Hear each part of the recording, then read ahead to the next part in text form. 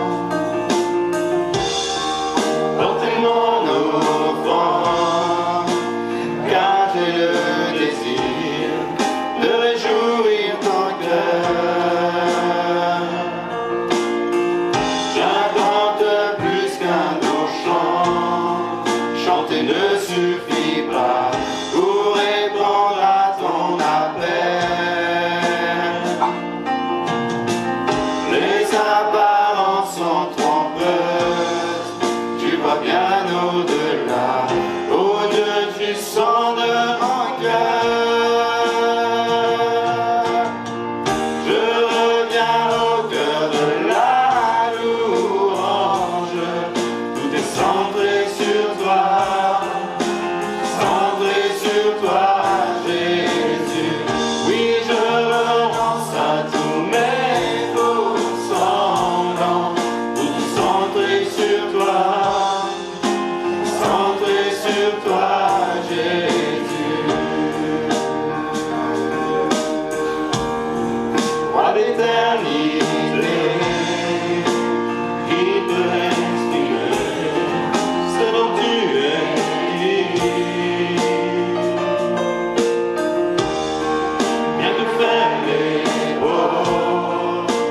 Sois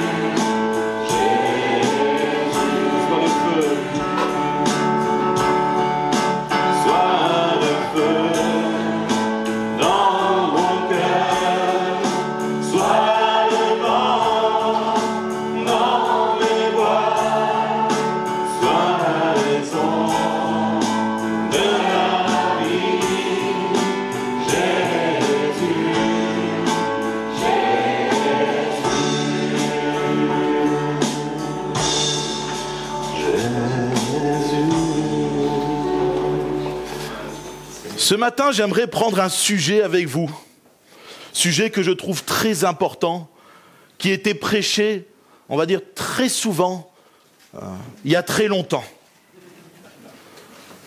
Je vous aime très fort, chacun d'entre vous, vous le savez. Voilà.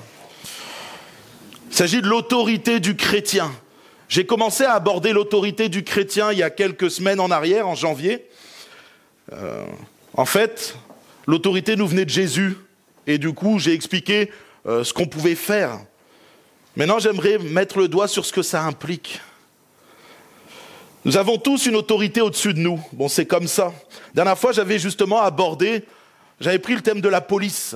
Pour ceux qui étaient là, je ne sais pas si vous vous rappelez, mais quand vous êtes policier, il y a le ministère au-dessus de vous qui vous donne une autorité, et puis vous pouvez arriver sur le terrain, et puis avec l'autorité qui vous est confiée, agir. Et gloire à Dieu, nous, notre autorité nous vient de Jésus-Christ, et nous pouvons agir en son nom. On avait pris Marc 16,15 la dernière fois, aller de par le monde. Mais cette autorité implique une grande responsabilité. Vous savez, il y a un policier là récemment c'est à Wascal, c'est ça, qui a roulé sur des gens. Je sais pas si vous avez entendu parler de ça. Voilà, il était bourré en fait, et puis il a écrasé 4 ou 5 personnes. Aïe, aïe, aïe, aïe, aïe. Policier, c'est compliqué quand même. Celui qui doit faire respecter la loi et qui doit dire attention, c'est toi qui as bu, je t'enlève le permis, je t'enlève des points. Et là, c'est l'inverse. C'est le policier qui enfreint la loi. Vous comprenez que quand une autorité nous est confiée, elle nous est confiée avec des limites, avec des bornes. C'est le ministère là qui a créé les lois, enfin dans le gouvernement, ils ont créé les lois, tout ça. Et puis le policier, il ne peut pas s'amuser à outrepasser les lois. Il ne fait pas ce qu'il veut. Il ne va pas se mettre à inventer des lois pour pouvoir capturer quelqu'un. Ah, celui-là, il a une grosse tête. Alors je décide de l'arrêter, sa tête ne me plaît pas. Vous vous rendez compte, si les personnes se mettaient à faire ça, je serais un des premiers à être arrêté avec ma grosse tête. Voilà. Mais vous comprenez ce que je suis en train de vous dire? Le policier, il respecte la loi. Lui-même, il doit être un témoin, un bon témoignage. Il doit être un exemple. Parce que si les policiers ne respectent plus la loi, comment voulez-vous que derrière, nous qui sommes là de simples citoyens, nous nous mettons à respecter la loi? On va dire, mais c'est une blague. Ce policier-là, ces policiers, ils font n'importe quoi, toutes sortes de magouilles, ils trichent, ils volent. Ah, vous n'allez pas respecter, tout simplement, les autorités. Et je pense que nous, chrétiens, le fait de dire que nous sommes des chrétiens, nous devons derrière assumer ce que ça veut dire. L'autorité qui nous est confiée implique de grandes responsabilités. Nous devons avoir la conduite d'un enfant de Dieu. Premier point, j'aimerais voir avec vous, qui nous donne l'autorité? On l'a vu en janvier, mais je vais le redire quand même. Marc 16, 15 à 18, puis il leur dit, allez par tout le monde et prêchez la bonne nouvelle à toute la création. Celui qui croira et qui sera baptisé sera sauvé, mais celui qui ne croit pas sera condamné. Voici les miracles qui accompagneront ceux qui auront cru. En mon nom, ils chasseront des démons, ils parleront de nouvelles langues, ils saisiront des serpents, s'ils boivent quelques breuvages mortels, ils ne leur feront point de mal. Ils imposeront les mains aux malades et les malades seront guéris. Amen. Alors hier soir, j'ai dû manger quelque chose qui... C'était pas un breuvage mortel, c'était un sandwich mortel, je pense. J'ai passé une nuit compliquée. Mais bon, merci Seigneur, regardez. Je suis en vie, je suis en forme. Voilà. C'est Jésus qui nous donne les ordres. Il nous dit d'aller de par le monde prêcher la bonne nouvelle. Il nous donne un ordre, allez. Ça veut dire, partez, bougez. Il ne nous dit pas de rester, attendre que les choses se fassent comme par miracle. Il nous dit, vous allez aller maintenant, vous allez bouger. Et ensuite, il va dire, pas bouger juste pour perdre du poids. Pas bouger juste pour s'amuser, pour aller se promener, visiter le beau paysage, pour prêcher la bonne nouvelle, pour parler de Jésus-Christ, pour nous dire qui il est. Il faut répandre le nom de Jésus-Christ sur cette terre. C'est tellement important. On l'a entendu dans les prières. Jésus nous a sortis de la boue du péché. Alors qu'on était peut-être pour certains en dépression, soumis à des addictions, malheureux, avec même parfois l'envie de mettre fin à nos jours. Quand Jésus est entré dans notre vie, ça nous a libérés de toutes ces choses-là. Je pense que ça, il faut le répandre dans le monde entier, en tout cas dans tout Nice. Pour nous, les Niçois, notre zone d'action, c'est Nice et tous les alentours, quoi. Le Vince, je sais qu'il y a des gens qui aiment le Vince là-bas. On est avec vous et on va vous aider dans cette mission. Mais nous devons bouger pour répandre le nom de Jésus, pour prêcher la bonne nouvelle, dire ce que Jésus a fait pour nous et ce qu'il a fait pour le monde entier. Et l'objectif, c'est d'amener les gens à Jésus, à lui, pour que les gens puissent être sauvés. Vous comprenez? Cet ordre émane de Jésus directement. Et pourquoi Jésus peut nous donner des ordres? Et j'aimerais, dans mon premier point, répondre à cette question. Pourquoi Jésus et pas quelqu'un d'autre? Pourquoi ce n'est pas un des apôtres qui a dit « Allez, de par le monde et faites ». La Bible nous dit dans Ésaïe, au chapitre 9 et au verset 6, « Car un enfant nous est né, un fils nous est donné, et la domination reposera sur son épaule. On l'appellera admirable, conseiller, Dieu puissant, Père éternel, prince de la paix. » Déjà, rien que ce verset répond à la question. Il n'y a que Jésus qui peut donner des ordres et des missions. Dans Matthieu chapitre 2, au verset 1 et 2, la Bible nous dit « Jésus étant né à Bethléem en Judée, au temps du roi d'Hérode, voici les mages d'Orient arrivèrent à Jérusalem et dirent « Où est le roi des Juifs qui vient de naître? Car nous avons vu son étoile en Orient et nous sommes venus pour l'adorer. » Jésus est le roi des Juifs. Mais quand on prend ce texte aussi, Jésus est plus que le roi des Juifs.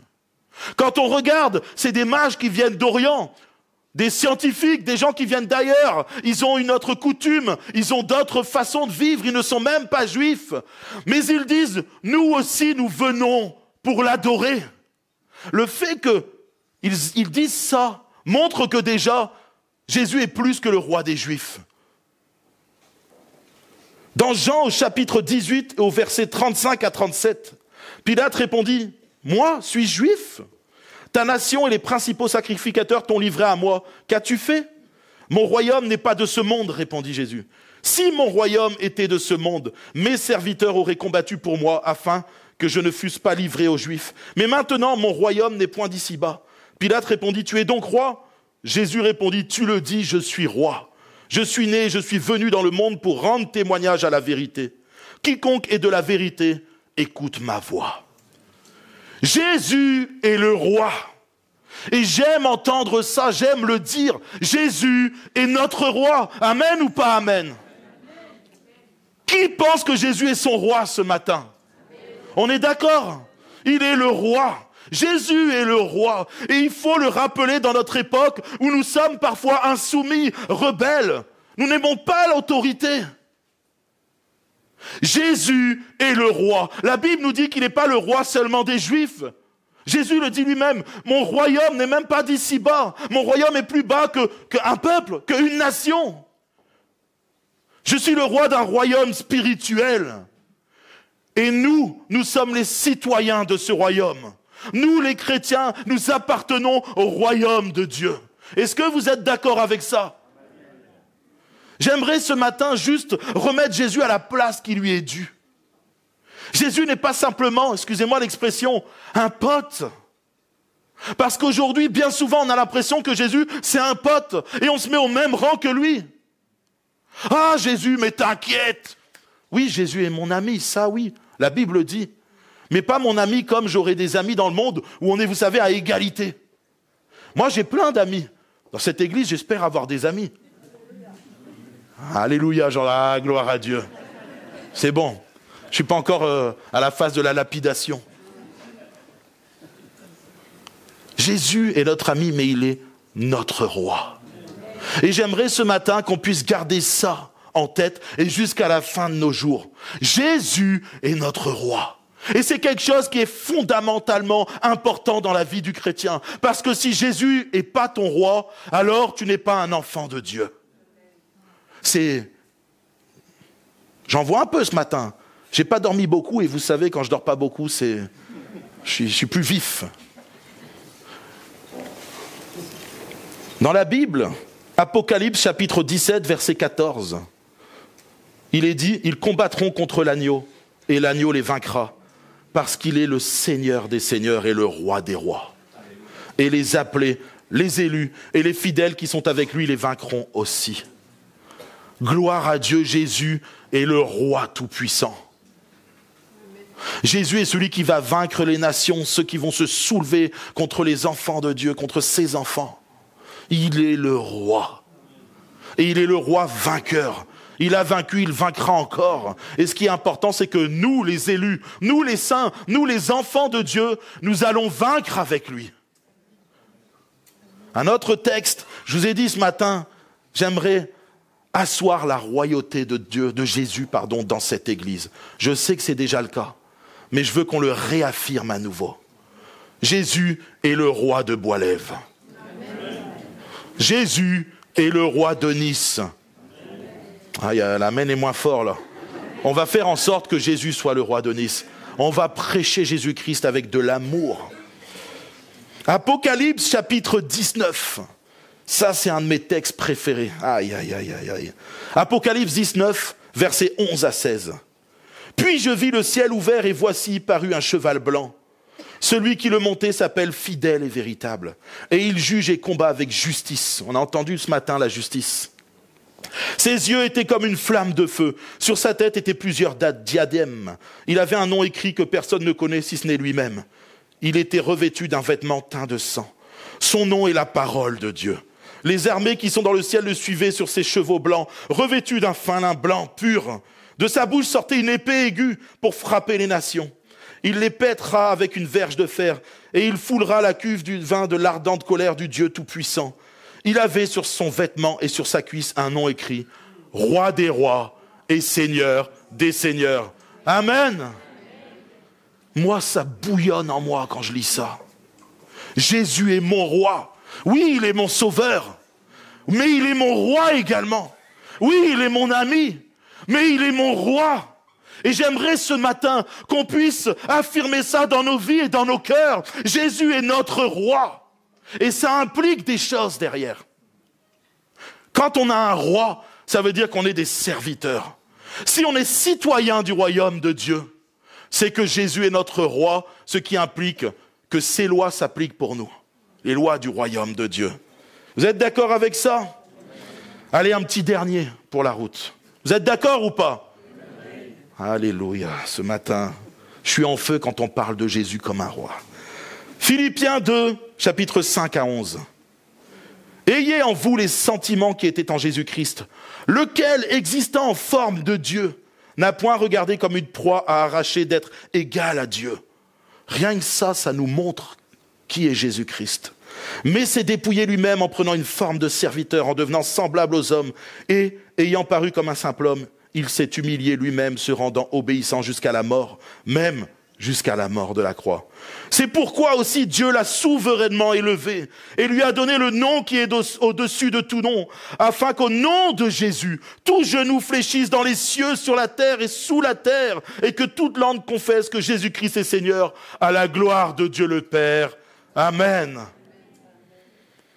Je défie quiconque, d'après ces versets, je mets au défi quiconque sur cette terre de venir me dire que Jésus n'est pas le roi, que Jésus n'est pas le Fils de Dieu, que Jésus n'est pas l'égal de Dieu. Je défie quiconque sur cette terre, peu importe la religion que tu as, de venir me dire que Jésus n'était pas le roi des rois et le Seigneur des seigneurs. La Bible est très claire. Jésus n'est pas qu'un simple prophète. Jésus n'est pas qu'un simple homme, un érudit qui est venu et qui a parlé de belles choses. Jésus est Dieu, il est le Fils de Dieu, il est le roi des rois et le Seigneur des seigneurs. Et pour ça, il est le seul qui mérite notre adoration, nos louanges. À lui toute la gloire. Il est le seul qui mérite d'être chanté comme on le chante. Il est le seul à avoir payé le prix pour chacun d'entre nous. Et d'ailleurs, il était le seul capable de le faire. Certains meurent pour le nom de Jésus. Et gloire à Dieu pour ces hommes-là et ces femmes-là. Je les respecte. Et c'est honorable ce qu'ils font. Mais ils sont morts pour leur foi en Jésus-Christ. Par contre, Jésus-Christ est mort pour chacun d'entre nous. À lui toute la gloire. Alléluia.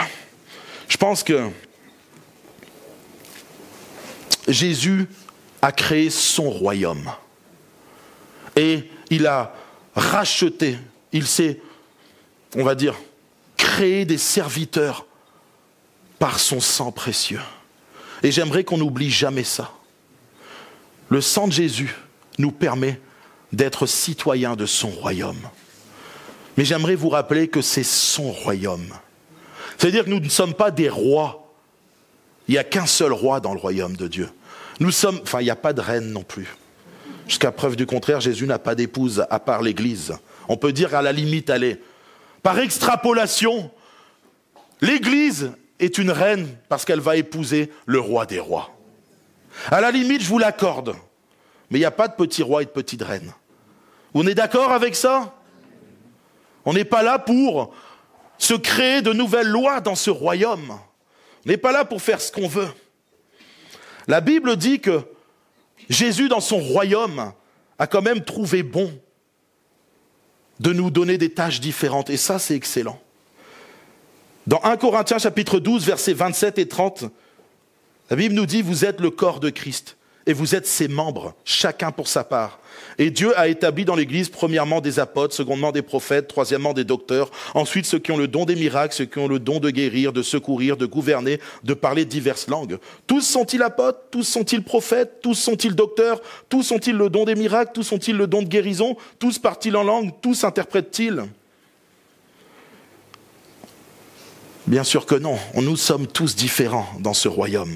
Un seul royaume, un seul roi, un seul peuple, un seul corps, dont Jésus est la tête, mais avec des membres différents. Nous sommes citoyens du royaume de Dieu. Et c'est important que ce matin, on puisse établir que dans un royaume, il y a un roi, et notre roi à nous, c'est Jésus-Christ. Est-ce que jusqu'à présent, vous êtes d'accord? Il n'y a pas de cailloux ou des tomates là prêts à me... Maintenant qu'on a vu qui est le roi du royaume, de notre royaume au final, nous appartenons à ce royaume et gloire à Dieu, parce que nous avons un statut spécial, nous sommes enfants de Dieu. Ça aussi, il faut le rappeler. Tous ceux qui ont accepté Jésus-Christ comme sauveur et Seigneur, c'est important. La Bible dit clairement, oui, Jésus est notre sauveur, mais il est également notre Seigneur. Si Jésus n'est pas ton Seigneur, il ne peut pas être ton sauveur. C'est important de le comprendre. Je sais qu'aujourd'hui, on édulcore pas mal la parole de Dieu et on essaye justement de se faufiler à travers les mailles du filet comme des poissons qui essayent de sortir du filet. Le royaume, c'est le royaume. Christ a mis sa loi, ses règles. Et nous, c'est pas possible pour chacun d'entre nous de venir transformer, trafiquer les lois. Sinon, on va faire comme le policier à Ouaskal. On va se mettre à écraser des gens. Croire ne suffit pas. Combien de fois, je pense que ceux qui ont l'habitude d'évangéliser, je vais vous poser une question à ceux qui évangélisent ou alors qui parlent tout simplement de Jésus autour d'eux.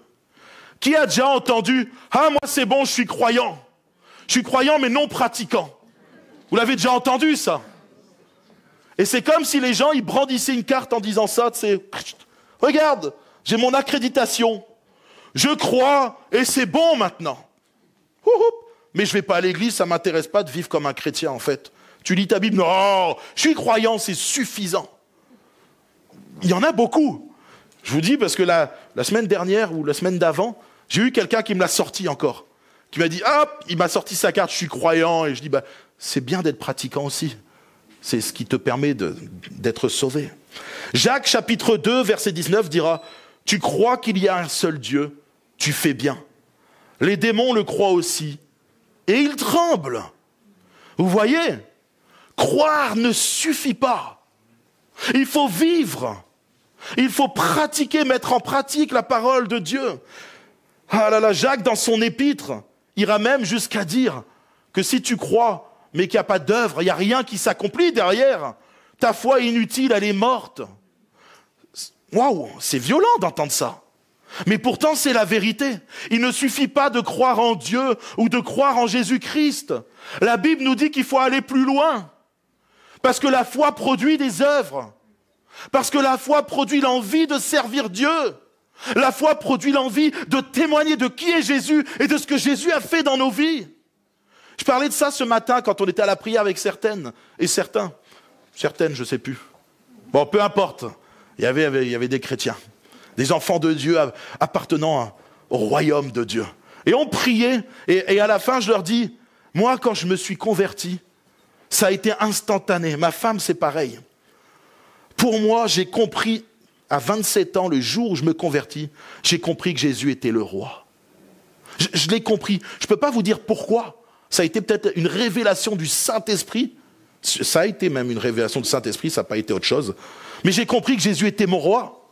J'ai compris que ma vie devait lui appartenir. Et à partir de ce jour-là, vous pouvez demander à tous ceux qui m'ont connu, l'église et tout ça. J'avais plus que Dieu en tête.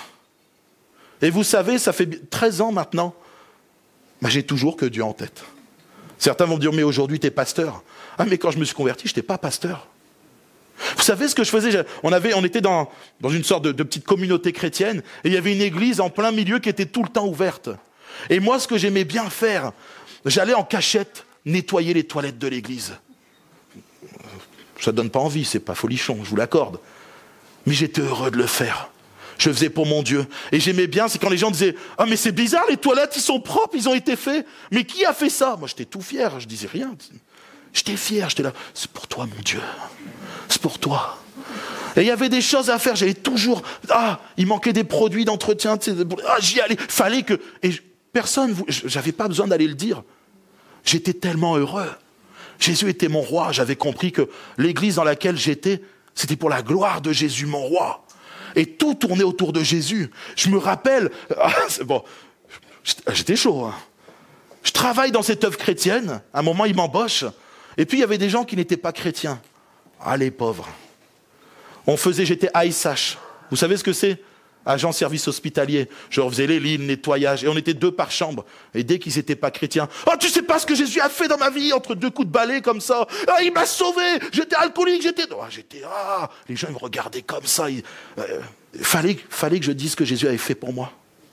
J'étais passionné de Christ, je le suis toujours. Vous savez, croire ne suffit pas. Il faut agir. Il faut parler, il faut ouvrir la bouche. Il faut montrer de l'amour aussi aux gens. Ça fait partie. Parce que si tu crois et que tu agis, mais sans amour, ça ne marche pas non plus. Les citoyens du royaume doivent déborder d'amour. Et moi, j'aimais tellement les gens qu'il fallait que je les amène à Christ. Il fallait qu'ils soient sauvés. Pour moi, ce n'était pas possible qu'une âme se perde. J'étais angoissé. J'avais la passion, dès le départ, j'ai eu la passion des âmes. Je me disais, mais ils vont tous mourir. Et dans ma tête, j'étais bloqué. Je dis, mais Seigneur, tous ceux qui ne t'ont pas accepté, ils vont mourir. Il faut qu'ils sachent qui t'es. Je peux vous assurer que je témoignais. Il n'y a pas besoin d'être pasteur. Il faut juste être chrétien. D'ailleurs, un pasteur, c'est juste un chrétien. D'accord? Un chrétien qui a reçu une mission peut-être différente de la vôtre. Mais c'est un chrétien. Il n'a pas un statut particulier. Vous savez, parce que tu es pasteur, tu seras plus sauvé. Ça aurait été bien. Ça aurait été super. Sauf que la Bible dit, parce que tu es pasteur, je te demanderai plus à toi. Tu auras plus de responsabilité. Aïe, aïe, aïe. Seigneur, pourquoi tu ne m'as pas laissé à ma place tranquille? Mais bon, c'est une réalité. C'est une réalité. Vous devez être embrasés. Embrasés dans vos cœurs. Embrasés pour le Seigneur. Citoyens que vous êtes, citoyens du royaume de Dieu, serviteurs du Dieu vivant, serviteurs du roi éternel, vous devez être embrasés pour le Seigneur.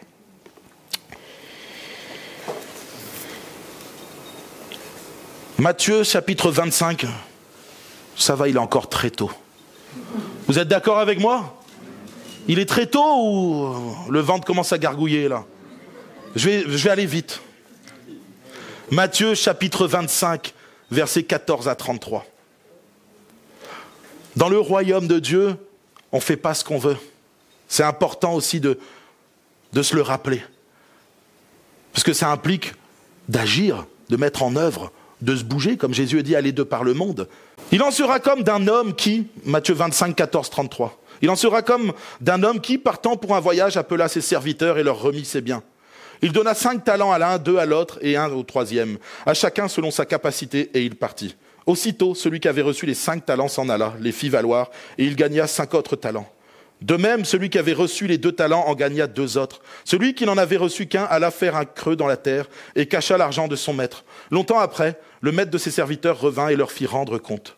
Celui qui avait reçu les 5 talents s'approcha en apportant 5 autres talents. Et il dit, « Seigneur, tu m'as remis 5 talents, voici j'en ai gagné 5 autres. » Son maître lui dit, « C'est bien, bon et fidèle serviteur.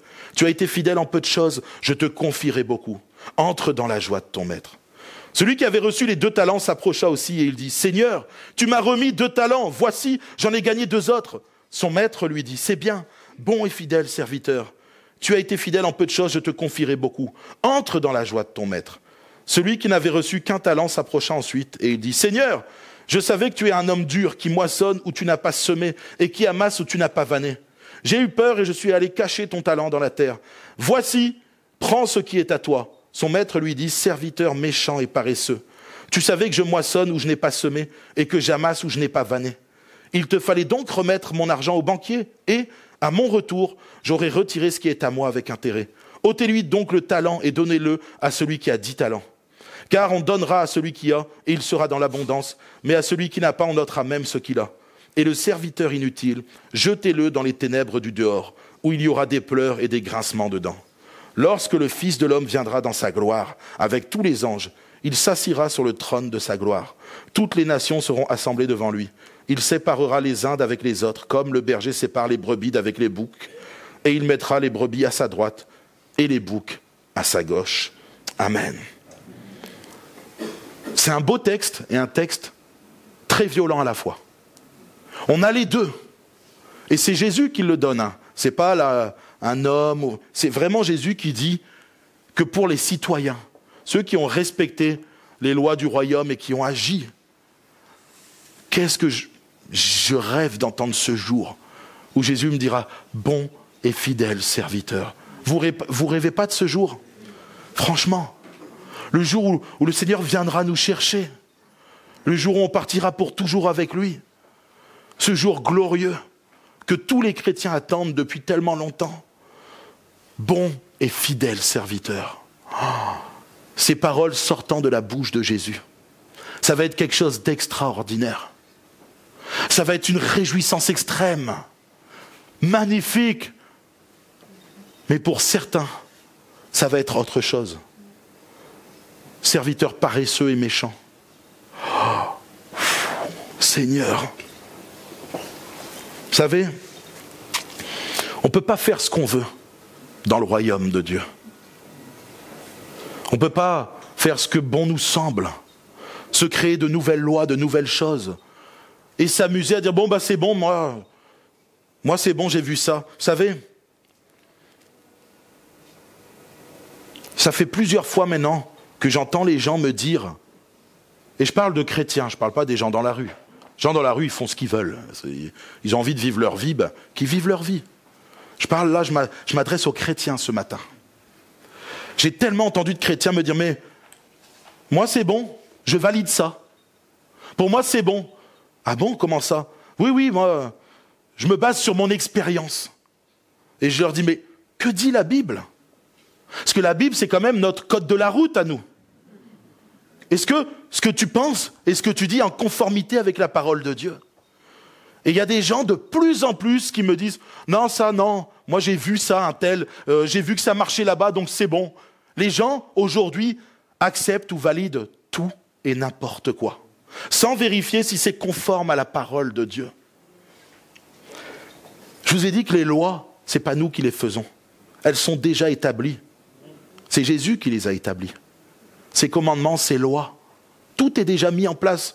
Quand je parle de lois et de commandements, c'est des choses qui nous font du bien.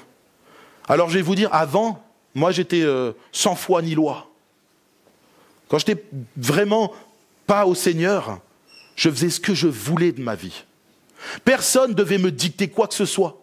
Et même la police, le gouvernement, je ne respectais pas les lois, ça ne m'intéressait pas. On peut dire que j'étais libre, un peu selon les principes de ce monde. Eh bien, j'ai jamais été aussi esclave qu'à cette époque où je me croyais libre. Et aujourd'hui, maintenant que je suis dans le cadre, dans les limites que Dieu a mis à travers sa parole, vous savez quoi? Je me suis jamais senti aussi libre de toute ma vie. Le cadre de Dieu te rend libre. La parole de Dieu t'affranchit.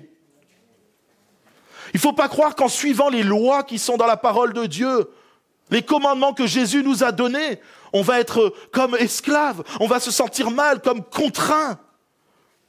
Plus tu respectes la parole de Dieu, plus tu seras un homme et une femme heureuse. Plus tu respectes et tu mets en pratique la parole de Dieu, plus tu seras épanoui et dans la joie. C'est bizarre, mais c'est comme ça que Dieu fonctionne. Quand on lui obéit, on est dans la joie. C'est inexplicable. Mais c'est ça, Dieu. C'est ça, excusez-moi. Ça fait partie de Dieu. Et c'est important qu'on puisse le comprendre. Souvent, les gens aujourd'hui, parce que c'est vrai que, à une certaine époque, même au sein des églises, on rajoutait des lois à la parole de Dieu. Et c'était parfois difficile, c'était pesant. Les hommes rajoutaient des jougs et c'était difficile. C'est vrai qu'il y a eu des erreurs qui ont été commises. Et du coup, aujourd'hui, on est passé dans une société où, vous savez, le contrebalancier. C'était peut-être un peu rigide à une époque. Du coup, maintenant, on parle dans Dieu m'en tiendra par rigueur. Je commets petits péchés, c'est pas grave. Et puis, Dieu aime tout le monde, il est amour. Vous savez, c'est un peu excusez-moi de le dire, la religion peace and love. Tout le monde, il est beau, tout le monde, il va aller au paradis, kumbaya. Excusez-moi, j'aime bien dire cette expression. Mais vous voyez le texte que je viens de lire, c'est Jésus qui parle. Il y a des gens qui sont dans le royaume de Dieu actuellement. Des gens qui y sont dedans, parce que là, ils sont dans la maison du maître. Ils servent. Et il y a des gens, ils vont être mis dehors. Je sais que c'est difficile, mais Jésus va dire dans Luc chapitre 8 et au verset 21, « Ma mère et mes frères, ce sont ceux qui écoutent la parole de Dieu et qui la mettent en pratique. » La foi vient de ce que l'on entend vient. Est-ce qu'elle vient de la parole de Laurie, votre foi? Vous serez bien mal. Enfin, j'essaye quand même de prêcher la vérité. Voilà, mais ce que je veux dire, c'est que votre foi vient de la parole de Dieu. Tout vient de la parole de Dieu. Ça ne vient pas de ce qu'on a vu et on a pensé que c'était bien parce que ça avait l'air de marcher. C'est du pipeau, ça. À part si ça vient de la parole de Dieu, si c'est en adéquation avec la parole de Dieu, gloire à Dieu. Mais c'est pas parce que des gens font n'importe quoi dans un endroit et que ça a l'air de marcher, avec les églises qui grossissent et tout ça, que nous, on va faire pareil. Si une église grossit, il faut regarder si son fondement, c'est la parole de Dieu. Et si le fondement de cette église est la parole de Dieu et qu'elle grossit, on peut s'inspirer de ces églises dans ce cas-là, parce qu'elles sont inspirées de la parole de Dieu. Gloire à Dieu pour les grosses églises, quand elles marchent avec Dieu. Gloire à Dieu pour les petites églises, quand elles marchent aussi avec Dieu. C'est pas parce que tu es une grosse église, tu risques de plus t'effondrer qu'une petite église. J'ai vu tellement de petites églises qui ne respectaient pas la parole de Dieu.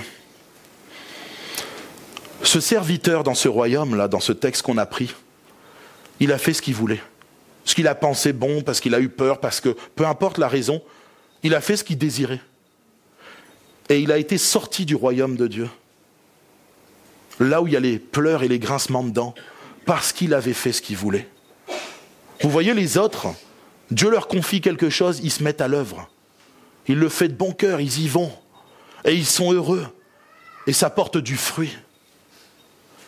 Ceux qui font ce qu'ils veulent, souvent, le fruit qu'ils portent, c'est pour eux-mêmes, pour leur propre gloire. C'est pour le désir de leur cœur. Mais leur fin est vraiment difficile. Vous savez, Dieu a inspiré des gens par son Esprit Saint, pour écrire la Bible. Et certains pensent qu'on peut enlever, retrancher des choses dans la Bible. Jésus lui dira lui-même qu'il n'y a rien à retrancher rien à ajouter. C'est important que vous puissiez comprendre qu'il est le roi. Et quand il dit ça, obéissons. Si le roi vous dit, faut rien rajouter à la parole de Dieu, faut rien y retrancher. Est-ce qu'on va s'amuser à rajouter ou enlever? Vous êtes d'accord que non? Dans Galates chapitre 1, versets 6 à 12, Paul dira, « Je m'étonne que vous vous détourniez si promptement de celui qui vous a appelé par la grâce de Christ pour passer à un autre évangile. Non pas qu'il y ait un autre évangile, mais il y a des gens qui vous troublent et qui veulent renverser l'évangile de Christ. Mais quand nous-mêmes, quand un ange du ciel annoncerait un autre évangile que celui que nous vous avons prêché, qu'il soit anathème. Nous l'avons dit précédemment et je le répète à cette heure, si quelqu'un vous annonce un autre évangile que celui que vous avez reçu, qu'il soit anathème. Et maintenant, est-ce la faveur des hommes que je désire ou celle de Dieu? Est-ce que je cherche à plaire aux hommes? Si je plaisais encore aux hommes, je ne serais pas serviteur de Christ. »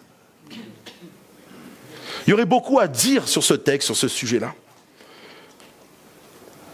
Mais Paul va le résumer assez simplement. On ne peut pas s'amuser à changer l'ordre des choses.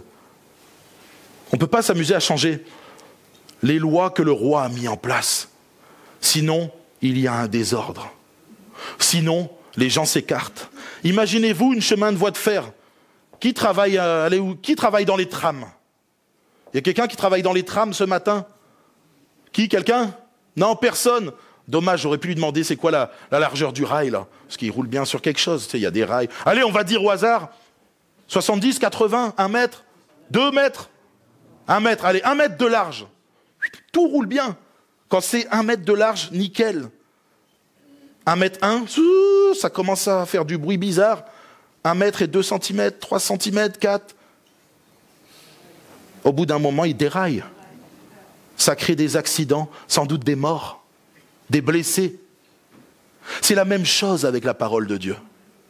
Quand on la prend et on s'amuse à dévier, à extrapoler, à changer ne serait-ce que d'1 ou 2 centimètres la doctrine qui est mise en place, et bien derrière ça crée des dégâts. Imaginez-vous, je reviens d'Angleterre, on roule à gauche, et je me dis, ouais, c'est cool, je trouve que c'est mieux de rouler à gauche qu'à droite. Il n'y a que les Anglais pour le penser. Mais bon, on aime les Anglais, qu'ils soient bénis. S'il y a des Anglais, on vous aime très fort. C'était une petite blague. En plus, Grande-Bretagne, moi je viens de la Bretagne, on est presque cousins, vous voyez. Ce que je suis en train de vous dire, c'est que je rentre en France, après mon voyage en Angleterre, je me dis, bah maintenant je vais rouler à gauche. Je ne vais pas vous faire un dessin. Vous avez compris ce qui se passerait très vite. Accident. Si la police vient, elle m'attrape avant, tant mieux. Ça éviterait des morts peut-être ou des blessés. Il m'arrête. Mais qu'est-ce que vous faisiez, monsieur? Je préfère rouler à gauche. Mais la loi, c'est à droite. Mais je préfère la gauche. Imaginez-vous la folie. Mais c'est ce que certains font dans les églises. Parce qu'ils ont estimé que ça, c'était plus d'actualité et que notre société, notre époque avait changé. Ben, nous aussi, on devait, excusez-moi l'expression, se conformer au siècle présent. Il n'y a pas un texte qui nous parle de se conformer au texte présent? Ne vous conformez pas. D'accord? Ce que je suis en train de vous expliquer, c'est que dans le royaume de Dieu, nous ne faisons pas ce que nous voulons. La parole de Dieu, c'est notre, on va dire, parchemin, notre guide. On met le GPS, Bible. Tu ne fais pas ça, je fais pas ça. Fais ça, je fais ça. Aime ton prochain, Seigneur, donne-moi de l'amour pour mon prochain. Parce qu'il y a des choses qui ne sont pas naturelles, je vous l'accorde. Si tu manques d'amour, demande au Seigneur de t'en donner plus. Pour les autres, il le fera. Parce que vous savez, il est roi. C'est un roi de paix, de justice. Mais c'est aussi le roi de l'amour parce qu'il est amour. Donc si tu demandes quelque chose à ce roi, à ce bon roi, il te le donnera. Il s'empressera avec son amour de t'aider.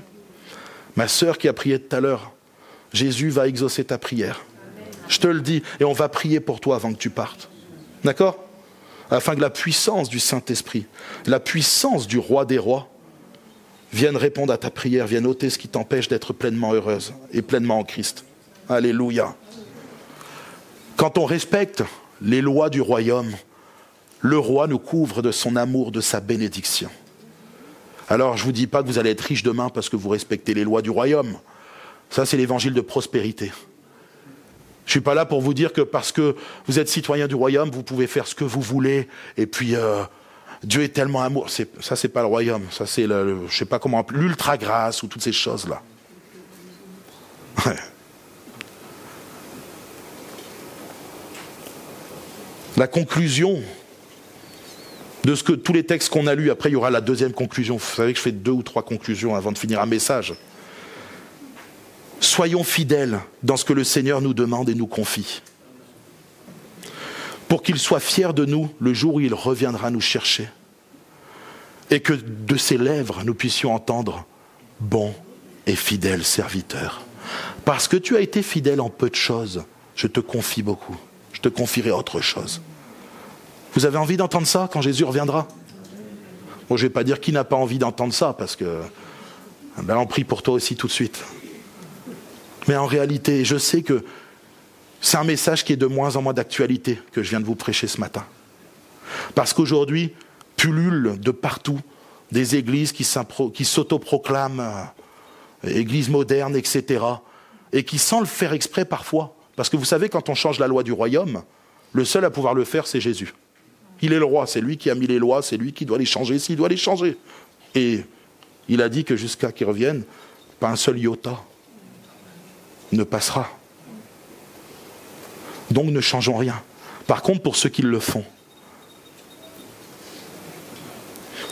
ils se mettent à égalité avec Jésus. Ils ne le font sans doute pas exprès. Certains le font avec beaucoup de conviction. Peut-être en étant même honnête. Mais ça ne marche pas comme ça avec Dieu. Sa parole est claire. Les choses sont claires. Aujourd'hui, tout ce qu'il y a est suffisant dans la Bible pour nous amener à Jésus-Christ. Tout est suffisant dans la parole de Dieu pour qu'on puisse rencontrer Jésus-Christ personnellement et obtenir le salut. Il n'y a rien à ajouter. Il n'y a rien à retrancher. Le Seigneur veut peupler son royaume. Ça, c'est important. Et c'est pour ça, je reviens à mon premier point. Là, c'est la vraie conclusion et je trouve que j'ai été très efficace ce matin dans le temps. Je ne sais pas ce que vous en pensez, je ne vous demande pas. Je ne regarde pas. J'ai été efficace, je trouve. Voilà. Mais le Seigneur veut peupler son royaume. Le Seigneur Jésus veut des âmes sauvées. Et il a décidé de se servir des hommes pour parler aux hommes. C'est une grâce de Dieu déjà, que le Seigneur se soit servi de nous, qu'il se serve de nous. C'est un honneur pour nous. Il aurait pu le faire seul, il n'a pas besoin de nous. Il s'est dit, je vais quand même me servir des hommes, ceux qui ont accepté de me suivre, pour aller parler aux autres. Ça, c'est notre mission. La passion des âmes, remplie d'amour pour les âmes. Quand on aime, on veut que les gens soient sauvés. Je vois souvent Patricia Musard. Ah, les jeunes, dès qu'elle croise un jeune dans la rue, elle dit « toi t'es jeune, mais Jésus t'aime, viens à l'église et tout ». On sent qu'elle a de l'amour, de la passion pour les âmes. Gloire à Dieu pour notre sœur, c'est bien. Continue comme ça. Continue à avoir cet amour pour les gens, c'est important. Que nous ayons tous de l'amour. Rendez-vous compte que les gens vont mourir dehors. Et ils vont mourir pour l'éternité. Prêchons-leur Jésus-Christ sur la croix. Ils ont besoin d'entendre parler de Jésus. Ils ont besoin d'entendre ce que Jésus a fait. Après, ils choisiront ou pas. Ça ne nous regarde pas. D'ailleurs, s'ils sont sauvés ou pas, ça ne nous regarde pas non plus. Ça, c'est le ministère du Saint-Esprit de convaincre les gens de péché, de justice et de jugement. Nous, notre mission, c'est ce qui est dit, c'est de propager la bonne nouvelle d'un Jésus qui sauve, qui veut sauver les nations. Ensuite, faisons-le comme Jésus le désire. Tout simplement. Vous savez, parfois on a voulu adoucir l'évangile pour essayer d'amener le plus de personnes à Christ en se disant « allez, on ne parle plus de repentance. Parce que c'est un peu dur. Repens-toi, toi qui es pécheur. Demande pardon pour tes péchés. » Alors je ne vous dis pas que de but en blanc, tu arrives dans la rue « Hey, salut toi, repens-toi de tes péchés, vilain pécheur. » quoi. Non, c'est pas ce que... Parle-lui d'abord de l'amour de Jésus. Montre-lui que tu l'aimes. Montre-lui que tu es passionné par son âme. Dans le sens où Tu sais, quand tu aimes les gens, ça se ressent. Les gens savent quand tu les aimes. Ils le ressentent. Ils ont envie d'écouter plus quelqu'un qui les aime que quelqu'un qui dit « Bon, ouais, viens ici, toi, tu veux pas, allez, au débarras. » Ça marche pas. Les gens ont besoin d'amour. Ce monde ne connaît pas le véritable amour. Alors apportons-le le véritable amour.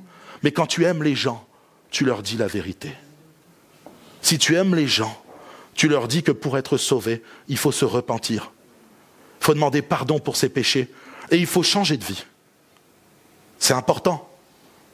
Parce que dire Seigneur, je te demande pardon. Donc le Jésus sauveur, là, il dit ah ouais, c'est bon. Mais Seigneur, aide-moi à changer de voie. Là, c'est Jésus, mon roi, mon Seigneur. Parce que de toi-même, tu ne peux pas changer de voie. Tu es obligé de demander au Seigneur de t'aider, de te transformer, de changer ta mentalité, tout ce que tu as. Et le Saint-Esprit, jour après jour, t'aidera.